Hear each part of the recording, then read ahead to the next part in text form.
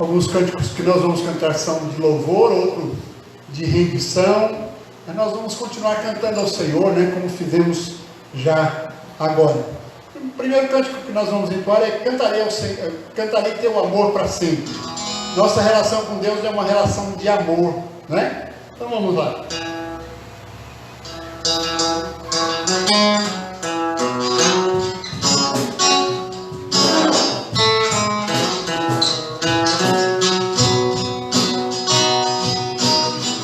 Dos montes sobe para o mar, rios de amor por mim.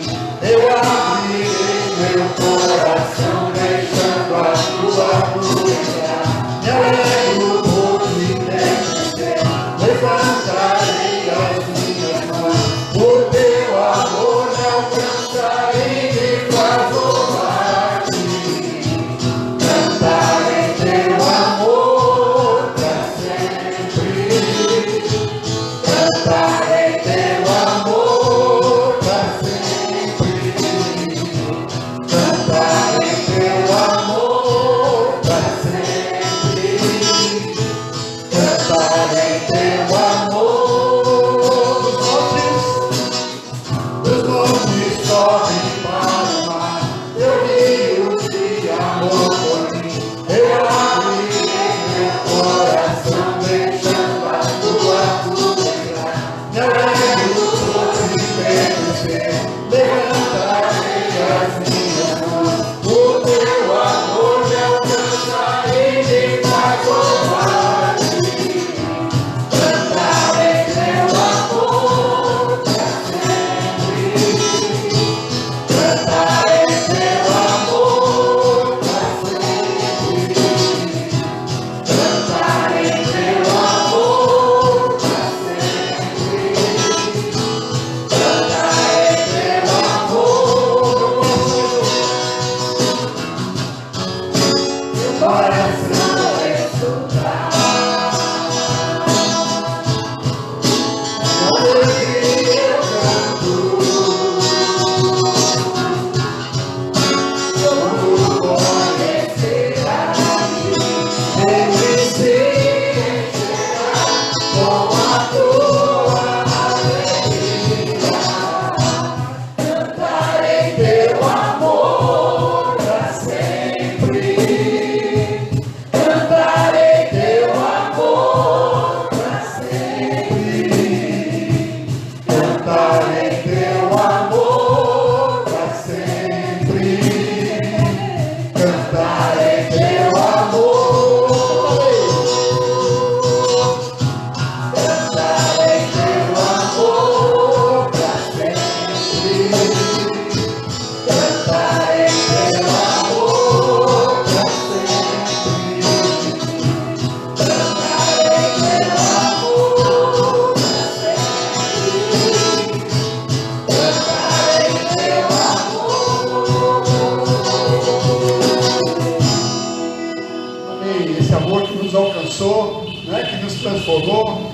E agora nós vamos dizer ao Senhor que Ele é grande. Ele é grandioso.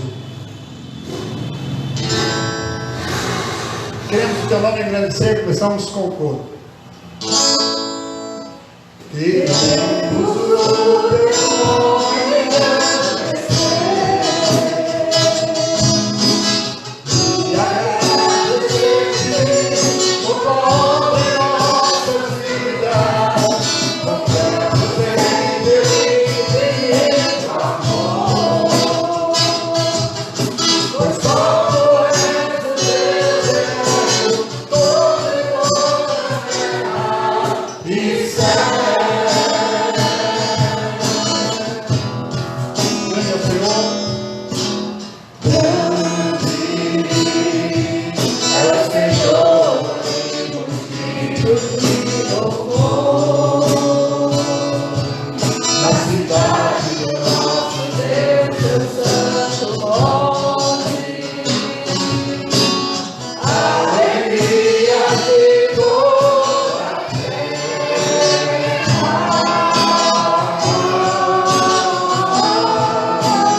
grande é o Senhor que está sendo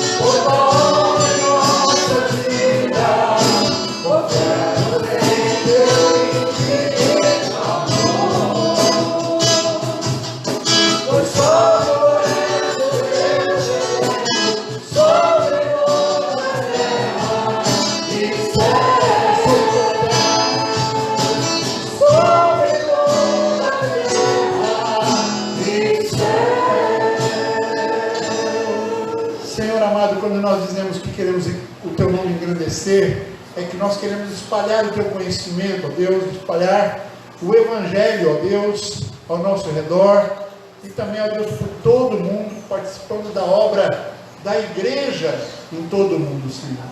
Pai amado, recebe a nossa adoração, recebe, Senhor, o nosso louvor, em nome de Jesus. Amém. Para quem que você clama quando você tem necessidade? Quando você não sabe como resolver um problema? Nós vamos dizer ao Senhor que é a Ele que nós vamos clamar. Ele é a direção e nós nos rendemos aos pés do Senhor.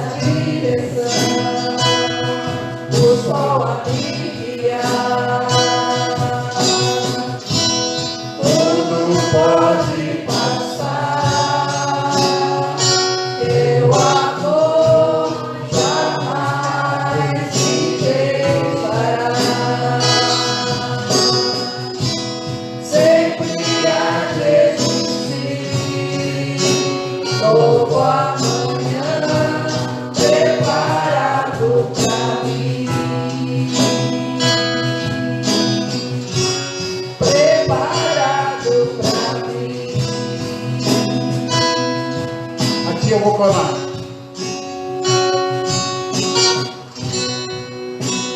Aqui eu vou clamar, pois tudo vem de ti, tudo está em ti.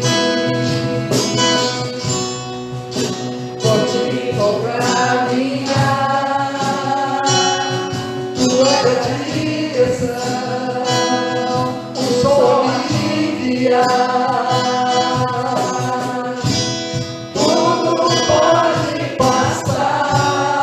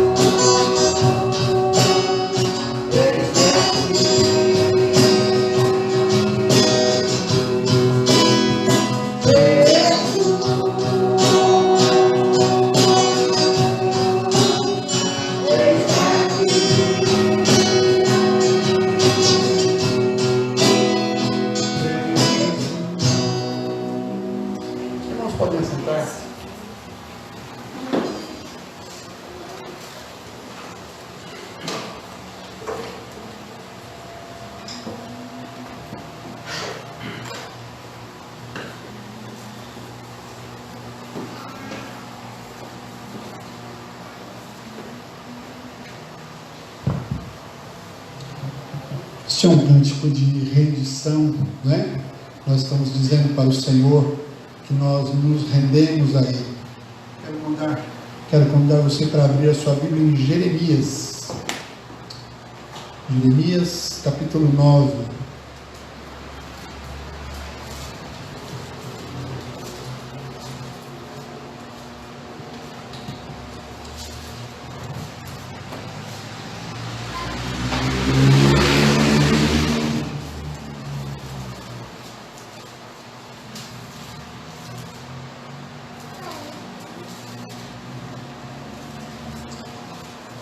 Está conosco a Vânia e a sua filhinha Célia. É um prazer ter vocês com a gente, viu? Deus abençoe maravilhosamente. Muito bem. Nós vamos então, queridos, meditar na palavra do Senhor em Jeremias, capítulo 9.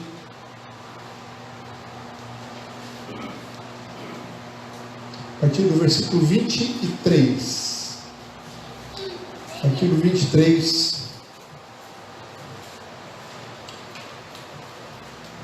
Diz assim a palavra do Senhor. Assim diz o Senhor: não se glorie o sábio na sua sabedoria, nem o forte na sua força, nem o rico nas suas riquezas.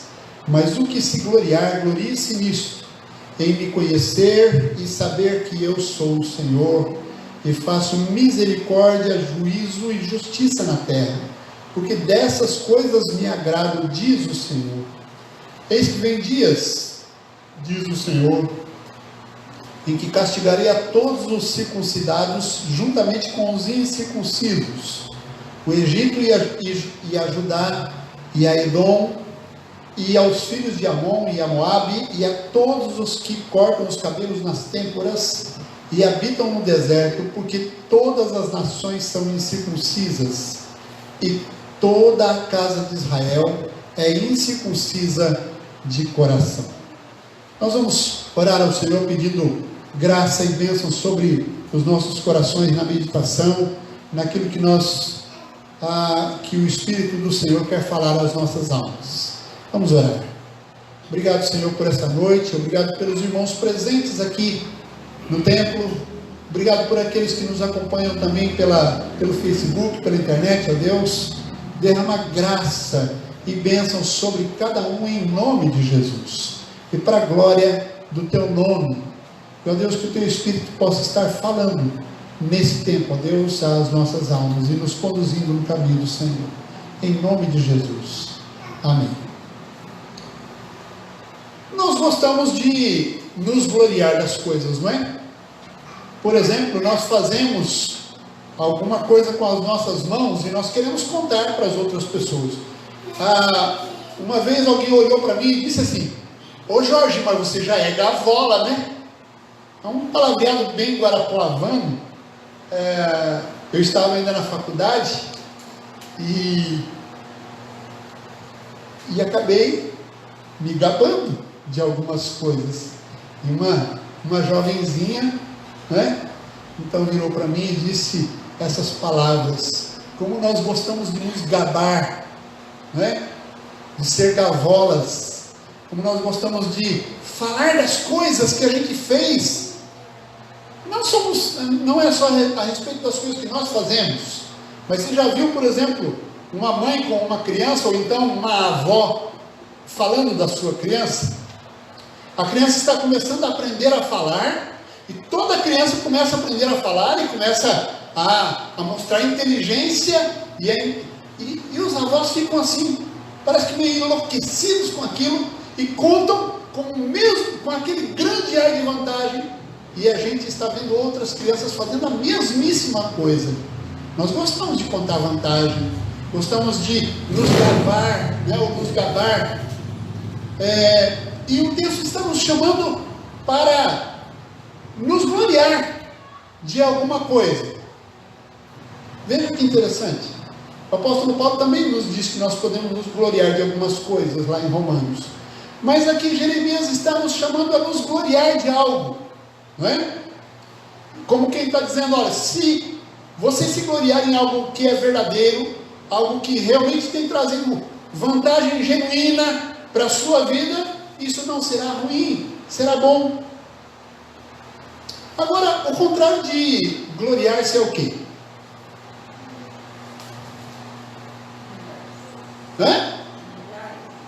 Ficar com vergonha, né? Então, por exemplo, o apóstolo Paulo diz: eu não tenho vergonha do Evangelho, porque ele é o poder de Deus para a salvação de todo aquele que crê, primeiro do judeu e também do grego. Quando Paulo diz: eu não tenho vergonha do Evangelho, eu não me envergonho do Evangelho, ele está dizendo: eu estou disposto a apanhar pelo Evangelho, eu estou disposto a ser cuspido pelo Evangelho, eu estou disposto a ser até morto pelo Evangelho, por causa do Evangelho. Então, na verdade, Paulo não estava dizendo apenas que ele não se envergonhava, mas ele estava dizendo que o Evangelho era a grande glória da sua vida, né? Agora, Jeremias está nos dizendo isso. Eu quero tentar localizar um pouco você aí, para você perceber historicamente onde nós estamos. Jeremias começou a profetizar aí pelo ano 628 a.C. e ele profetizou até o ano 580 a.C. Então, cerca de quase 700 anos antes de Cristo, né? Jeremias começou a profetizar. E Jeremias já tinha visto o reino de Israel ser destruído pelo Império Assírio, e Deus permitiu que fosse destruído porque ele abandonou o Senhor, começou a inclinar-se para a idolatria, para outros deuses, e também começou a viver uma vida completamente desordenada, imoral, com violência, com usurpação do que era dos outros, muita injustiça. Basta você lembrar, por exemplo, a história da vinha de Nabote, que Acabe desejou, fez uma oferta de venda, de compra. Nabote disse: mas é da minha família, e eu não posso vender o que é da minha família. E Acabe, então, orientado por Jezabel, aquela rainha maligna, o que ele fez? Fez um julgamento injusto, arrumou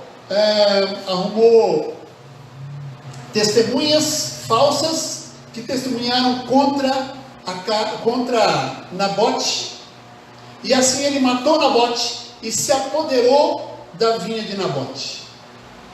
E então, por causa da iniquidade, Deus permitiu que o reino do norte fosse destruído. 10 das 12 tribos foram destruídas. Ficaram duas tribos e meia, conhecido como o reino de Judá. E Jeremias era um sacerdote.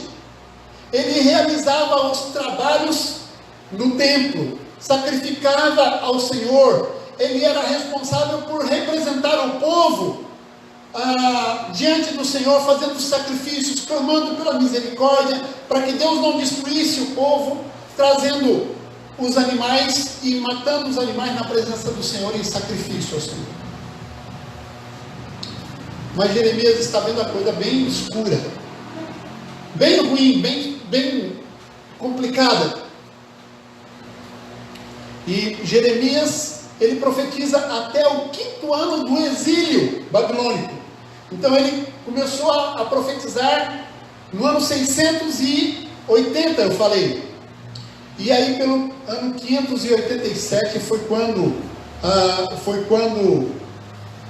Jerusalém foi destruída. E Jeremias está vendo que Jerusalém vai ser destruída, que Judá também vai ser levado para o exílio, também vai ser destruído do mesmo jeito que foi a Assíria. Então ele está lutando com o povo de Deus para que o povo acerte a sua vida, para que o povo se volte para o Senhor. E agora, nesse momento, ele diz essas palavras que são de extrema importância. Eu quero conversar com você sobre a maior glória que nós podemos ter. A maior glória que nós podemos ter. Nós temos conhecido glória. Nós temos visto, por exemplo, jogadores que têm experimentado a glória de ser muito eficientes, de ser muito bons e ter reconhecimento mundial. Nós falamos, por exemplo, e agora eu já estou mudando, nós temos também corredores de automobilismo com conhecimento mundial. A Ayrton Senna já morreu há vários anos, né? E nós, a televisão vira e mexe ainda faz reportagens sobre este, que foi um grande ídolo do Brasil.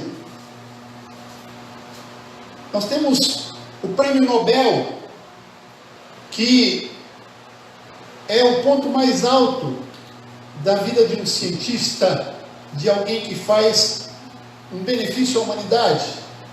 Temos na área da cinematografia, nós temos o Oscar, que é o ponto máximo em que um ator, ou um escritor, ou um diretor pode chegar. Tem conhecido a glória. Mas agora nós estamos sendo convidados a ter uma glória maior do que estas. E é isso que Jeremias está falando. Você pode experimentar a maior glória que o homem pode ter. E Jeremias, então, no meio dessas exortações ao povo de Deus, ele traz esta palavra, a maior glória que nós podemos ter. Qual é esta maior glória que nós podemos ter? Conhecer o Deus incompreensível, mas conhecível. Conhecer o Deus incompreensível. Ninguém conhece compreender a Deus.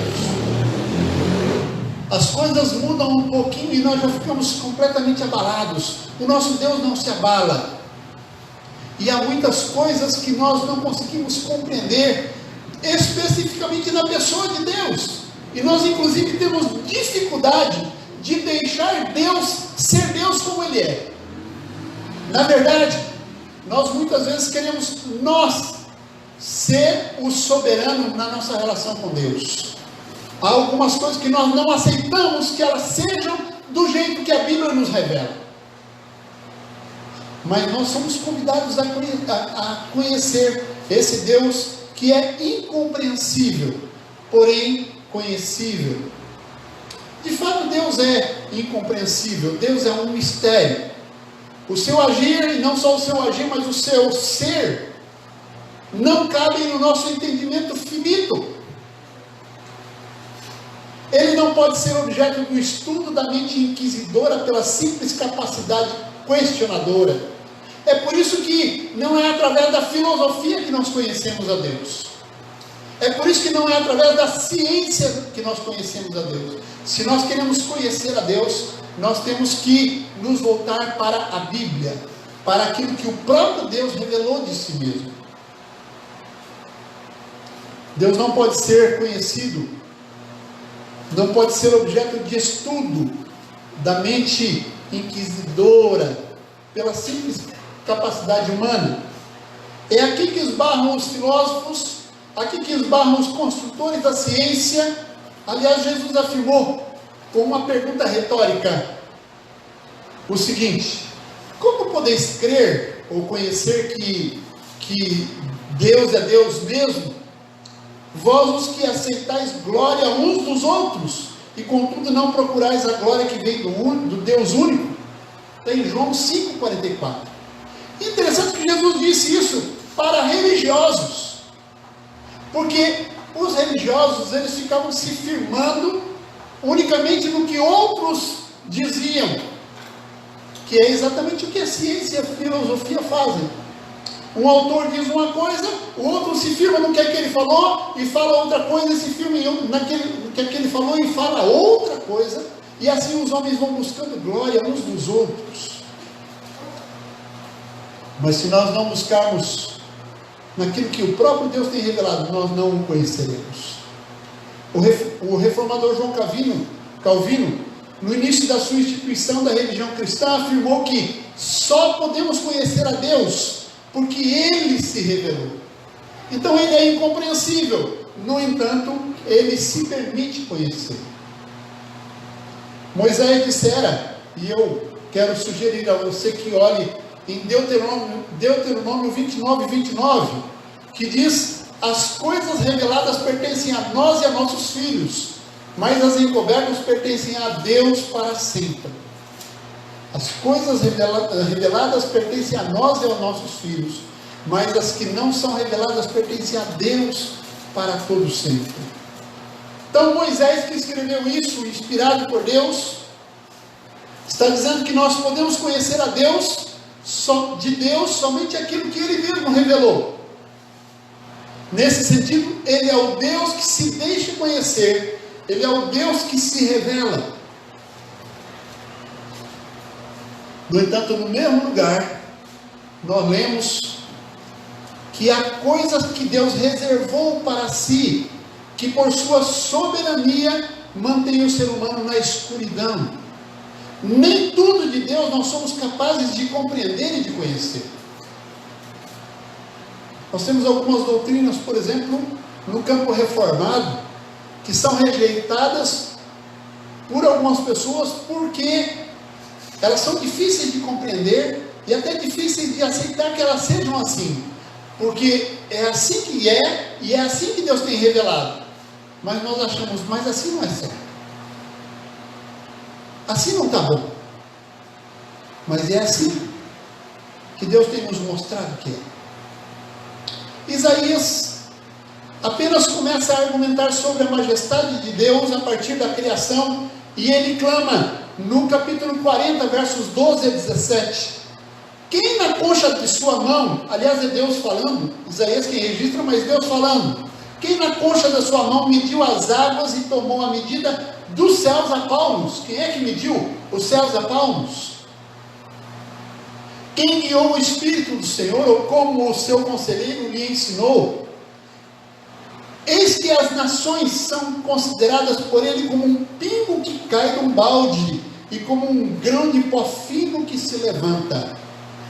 Todas as nações são para Deus como um pingo que cai de um balde. Está falando da grandeza de Deus. E no verso 18, Isaías arremata: com quem comparareis a Deus? Ou que coisa semelhante confrontareis com Ele? E então ele passa a falar sobre a loucura da idolatria, Ranieri Menezes assim diz do nosso conhecimento de Deus: a teologia reformada sustenta que Deus pode ser conhecido, mas é impossível ter completo e perfeito conhecimento dele. É lógico, nós somos finitos, nem mesmo no novo céu e nova terra nós teremos conhecimento completo de Deus. Aquilo que Deus nos revela é um conhecimento parcial e perfeitamente adequado para realizar o seu plano na vida humana. Sem a revelação, ninguém seria capaz de adquirir qualquer conhecimento de Deus. E este conhecimento só é possível debaixo da direção do Espírito Santo. Meus irmãos, isso tudo nos aponta para uma verdade a respeito de Deus.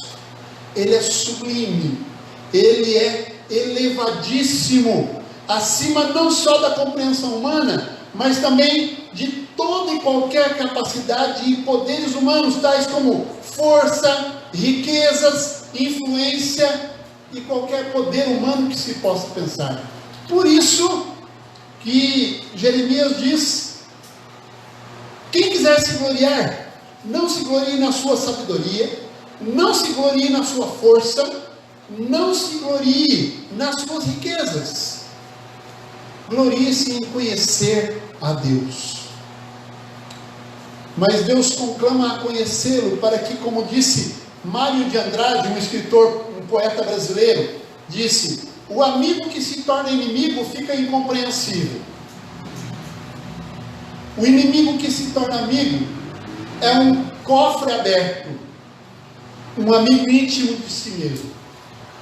É um cofre aberto, um amigo íntimo de si mesmo. Maior glória que podemos ter: conhecer o Deus incompreensível, porém conhecível. E Deus convida você a conhecer. A maior glória que se pode ter é conhecer o Deus que é e o Deus que age. O Deus que é e que age. Deus não existe, Deus é. Aliás, alguém mandou um videozinho para nós no WhatsApp da igreja, se eu não me engano foi a Romilda, um rapazinho falando, e ele, no meio da sua fala, ele diz: Deus não existe, Deus é. Antes de qualquer coisa, queridos, aqui no nosso texto, o chamado é para conhecer o Senhor, não é assim? Ele diz: mas o que se gloriar, glorie-se nisso, em me conhecer e saber que eu sou o Senhor. Me conhecer e saber que eu sou o Senhor. Esse conhecimento aqui não é um conhecimento teórico, é um conhecimento relacional, de relacionar-se com esse Deus. Mas ele diz: saber que eu sou o Senhor. O Deus que se revelou a Moisés e ao povo de Israel ainda no Egito. Quando Deus na sarça ardente apareceu para Moisés e falou com Moisés e disse: Moisés, tire a sandália dos pés. E Moisés diz então: Senhor, mas quando eu for lá para libertar o teu povo, e eles perguntarem: mas quem é esse Deus? Deus se revelou para Moisés dizendo: olha, eu sou o Deus de teu pai Abraão, de teu pai Isaque, de teu pai Jacó, eu sou o Deus dos seus antepassados. Mas Moisés disse: olha, isso não basta, eu tenho que saber alguma coisa a mais. Então Deus disse: eu sou o que sou. E nas nossas Bíblias é traduzido como Senhor. Yahvé é traduzido como Senhor, eu sou o que sou. Então ele diz: aquele que se gloriar, glorie-se em conhecer Yahvé. Glorie-se em conhecer aquele que é. Sabe por quê? Porque a tua mãe existe, e amanhã ou depois ela não existirá mais. O teu bisavô existiu um dia, não existe mais. Mas o Senhor é aquele que é. Aquele que é. O Deus que permanece sendo, a tal ponto que Moisés escreveu no Salmo 90, o mesmo Moisés que a quem Deus se revelou como Yahvé, ou Senhor, aquele que é. Moisés escreveu no Salmo 90, verso 1: Senhor, tu tens sido o nosso refúgio de geração em geração. E Moisés, quando tirou o povo do Egito, ele já estava com 80 anos. Quando ele morreu, ele estava com 120 anos. E a geração de Moisés passou. Os únicos que eram de uma geração perto da geração de Moisés eram Josué e Caleb. A geração de Moisés toda passou no deserto. Toda morreu no deserto. Mas Moisés disse: o Senhor tem sido o nosso refúgio de geração em geração. Vai geração, vem geração, e o Senhor é. Isaías proclamou: toda a carne é erva, e toda a sua glória como a flor da erva. Seca-se a erva, caem as flores. Na verdade, o povo é erva. Seca-se a erva e cai a sua flor, mas a palavra do nosso Deus permanece eternamente. A palavra do Senhor permanece eternamente. Por que a palavra de Deus permanece eternamente, queridos? Porque o Senhor permanece eternamente. Porque o Senhor permanece. 3 tipos de ações são referidas aqui no versículo 24. 3 tipos de coisas são aí descritas no versículo 24: misericórdia, justiça e juízo. 3 ações, mas também 3 qualidades. Em teologia se diz que esses são atributos morais de Deus: misericórdia, justiça e juízo, conhecidos especificamente porque Deus os tem manifestado nas suas ações e nos pré-anúncios da sua palavra. Então vamos pensar um pouquinho neles. Misericórdia está dentro da bondade de Deus. Nas palavras de Luiz Berkoff, misericórdia é o amor de Deus demonstrado para com os que se acham na miséria ou na desgraça, independente de seus méritos ou de seu demérito. né? E mais, a misericórdia de Deus vê o ser como que suportando as consequências do seu pecado, do qual ele é culpado, que se acha em lastimável condição e que, portanto, necessita do socorro divino. Com esta palavra, Deus está mostrando que há esperança, há solução. Havia solução para Judá quanto à sua rebeldia, há solução hoje para os que o buscam. Deus estava dizendo, Jeremias estava aqui anunciando, tem solução. Vamos nos voltar ao Senhor, porque Ele é cheio de misericórdia. A outra palavra, a palavra justiça. O termo fazer justiça tem a ver com, como mais uma vez nos ajuda Berkoff, com Deus que se mantém contra toda violação da sua santidade e mostra em tudo e por tudo que Ele é santo. Deus é justo em sua essência e em seu próprio ser. E a última palavra, a palavra juízo, nessa mesma linha implica o seu agir retributivo ou retributivo, em que Ele, Deus, declara culpado e impõe sanções conforme os merecimentos. Então veja, Deus tem anunciado através de Jeremias que viria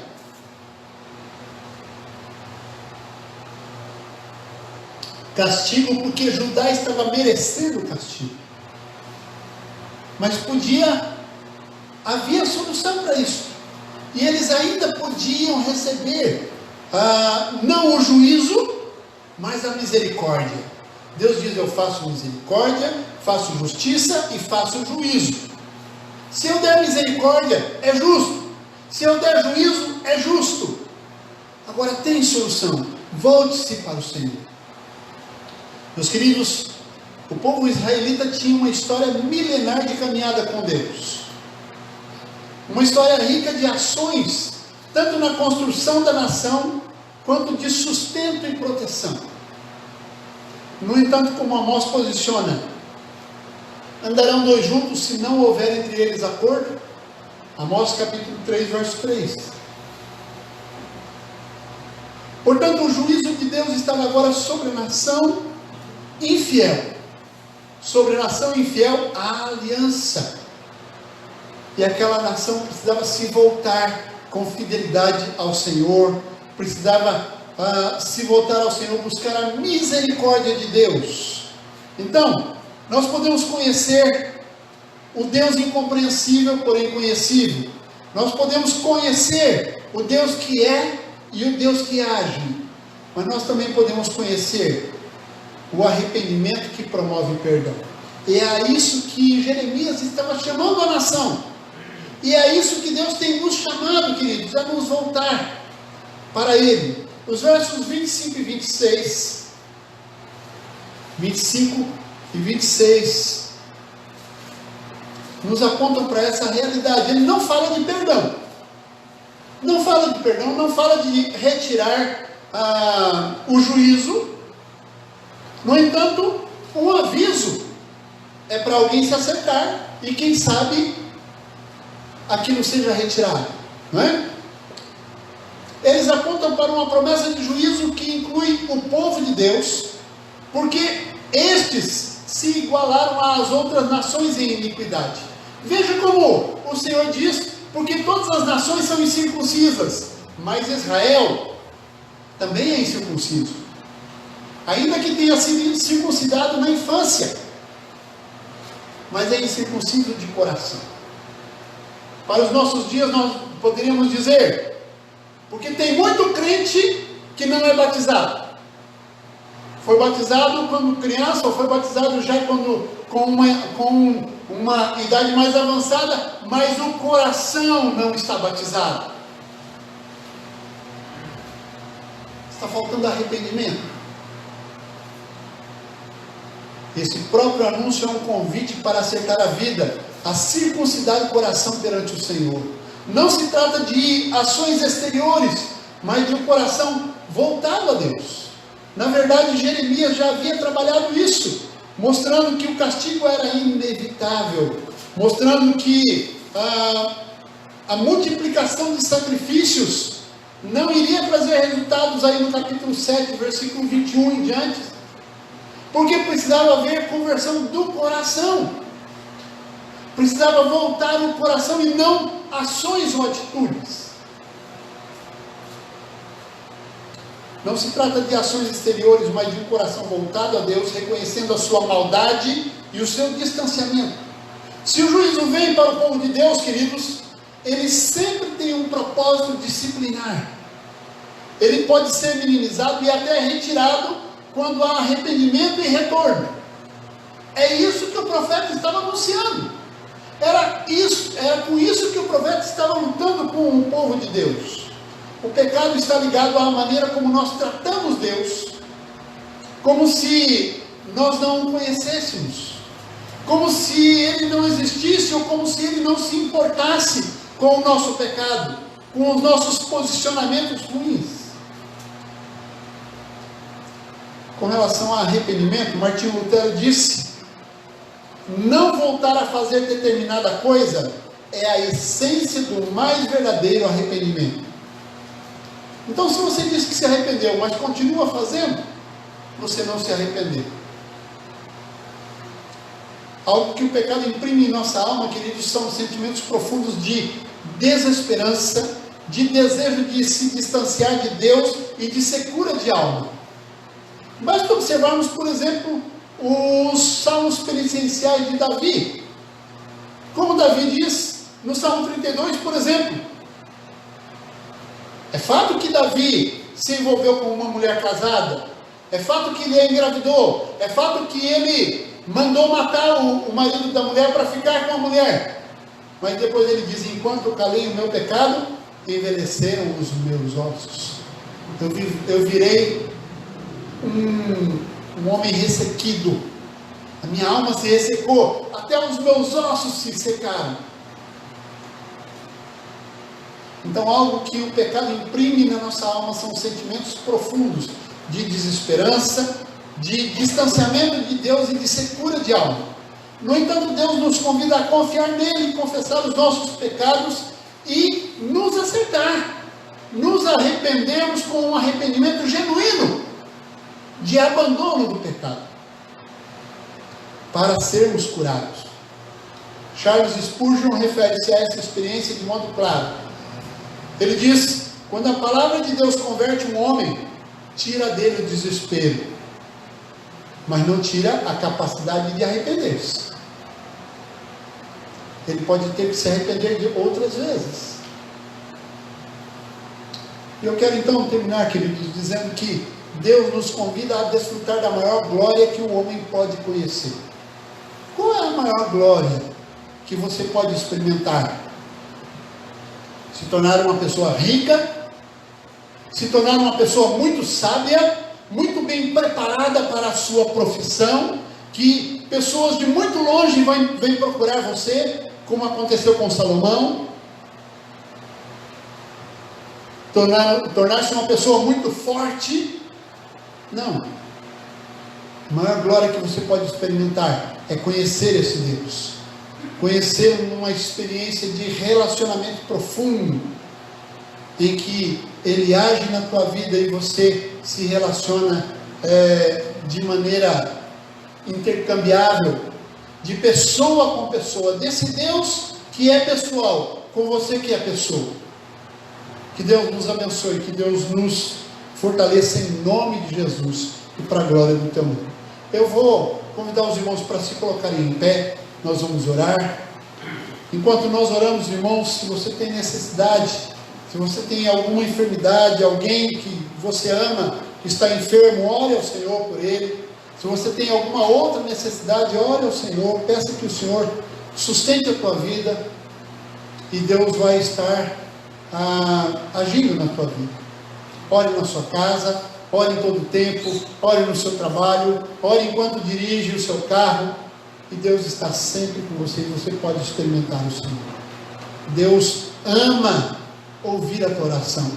Deus tem muito prazer quando você se volta a Ele em oração, clamando a Ele porque Ele faça na tua vida o que é necessário. Vamos orar. Deus eterno, Pai maravilhoso, nós queremos te louvar por essa noite. Eu quero te agradecer por ter trazido os nossos irmãos a esse encontro abençoado. Obrigado, Senhor, porque nós ainda estamos com medo da Covid, mas o medo não vai nos parar, o medo não vai nos aprisionar. Ó Deus amado, nós queremos te pedir que nos ensine a viver com segurança na tua presença, com sabedoria, ó Deus, para que nós não venhamos a ter problemas desnecessários, mas também com coragem diante do Senhor, em nome de Jesus.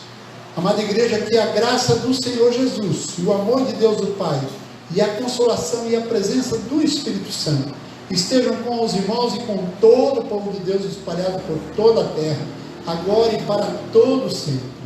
Amém e amém. Podem assentar-se. Nós não vamos ainda desligar o aparelho. Eu só quero dar ainda um aviso.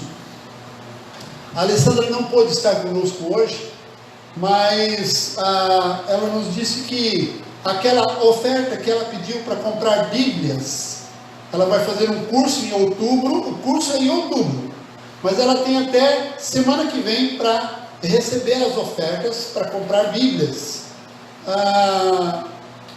Então, os irmãos que por acaso tiverem trazido ofertas, poderão entregar para a Zumari.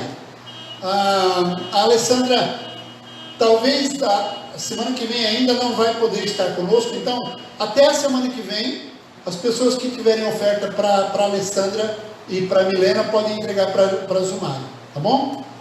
Deus abençoe e uma boa semana a todos.